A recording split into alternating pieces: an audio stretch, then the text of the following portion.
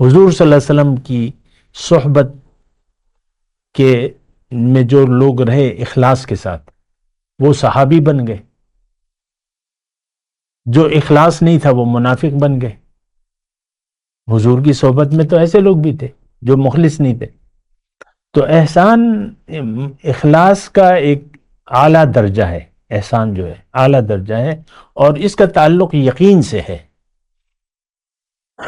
یقین یعنی ساری بات تو یقین ہی کی ہے۔ یقین انسان کا ہوگا تو یہ مخلص بھی ہوگا، اخلاص بھی ہوگا، اور پھر یہ اللہ تعالیٰ کی جو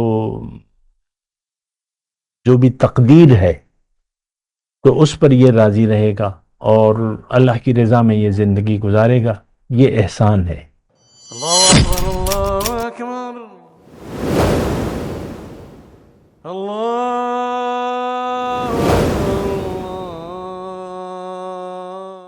اعوذ باللہ من الشیطان الرجیم، بسم اللہ الرحمن الرحیم۔ اللہم صلی علی سیدنا محمد وعلی آل سیدنا محمد بعدد کل ذرۃ مئۃ الف الف مرۃ۔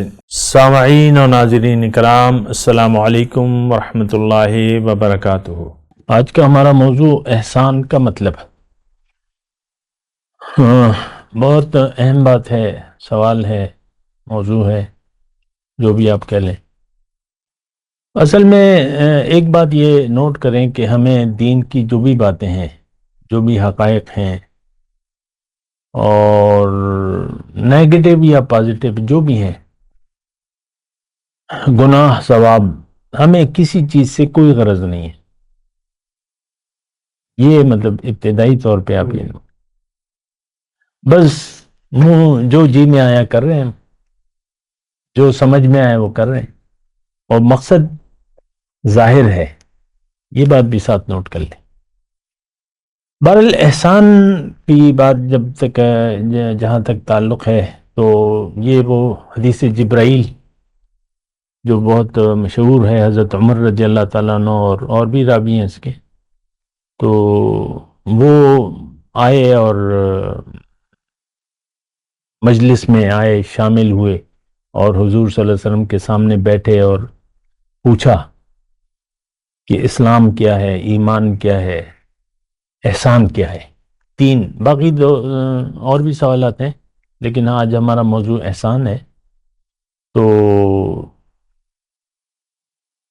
اسلام تو اللہ تعالیٰ نے، اللہ کے رسول نے فرمایا کہ تم یہ 5 بنا جو ہیں، نماز اور روزہ، زکوٰۃ، حج، جو بھی ہے، ایمان یہ ہے کہ تم یقین کرو، ان تؤمن باللہ و ملائکتہ و کتبہ و رسولہ، یہ جو ایمانیات جس کو ہم کہتے ہیں نا، عام ایمانیات کتابوں میں بھی ہے کہ تمہارے یقین ہو۔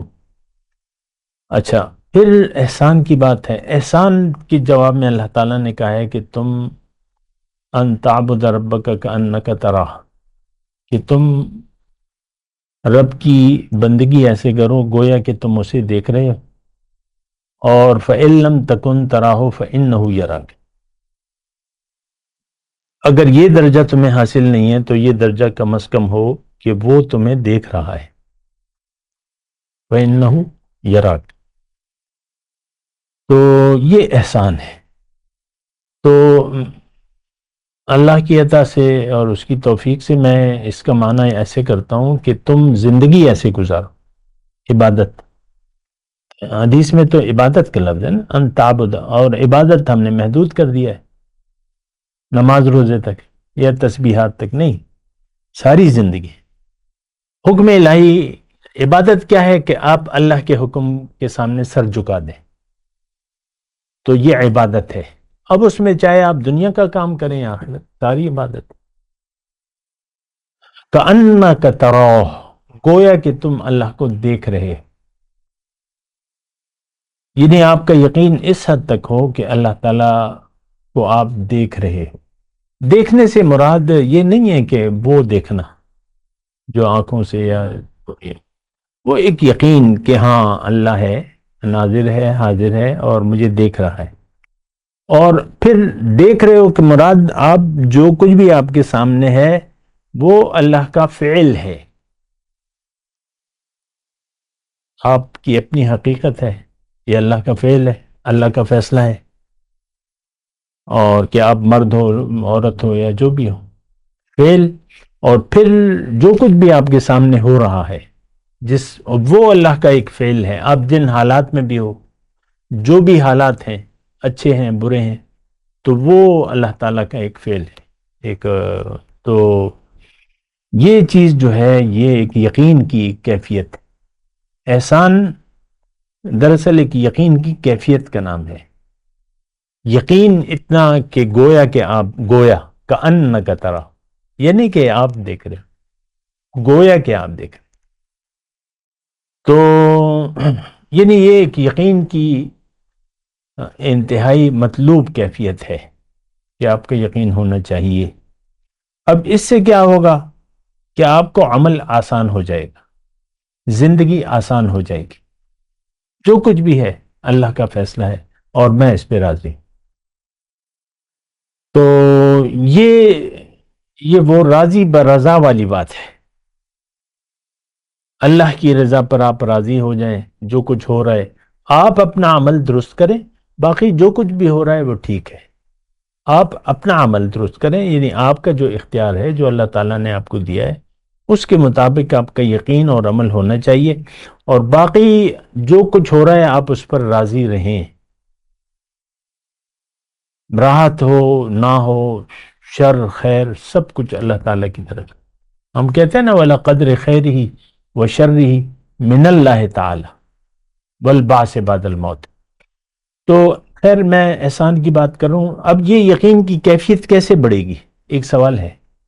احسان کا درجہ کیسے حاصل ہوگا؟ تو اس میں ایک بات تو یہ ہے کہ یہ انسان اکیلا نہیں حاصل کر سکتا. یہ اس کو زیر تربیت ہونا پڑے گا رسول صلی اللہ علیہ وسلم. صحبت کا ہونا لازمی ہے. اس میں حضور صلی اللہ علیہ وسلم کی صحبت کے میں جو لوگ رہے اخلاص کے ساتھ، وہ صحابی بن گئے.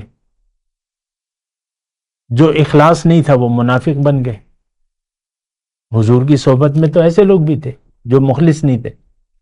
تو احسان اخلاص کا ایک اعلیٰ درجہ ہے. احسان جو ہے اعلیٰ درجہ ہے، اور اس کا تعلق یقین سے ہے. یقین یعنی ساری بات تو یقین ہی کی ہے. یقین انسان کا ہوگا تو یہ مخلص بھی ہوگا، اخلاص بھی ہوگا، اور پھر یہ اللہ تعالیٰ کی جو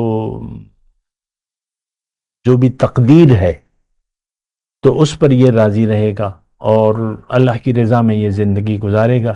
یہ احسان ہے. دو درجات حضور صلی اللہ علیہ وسلم بیان کیے ہیں، کأنک تراہ فإن لم تکن تراہ فإنہ یراک.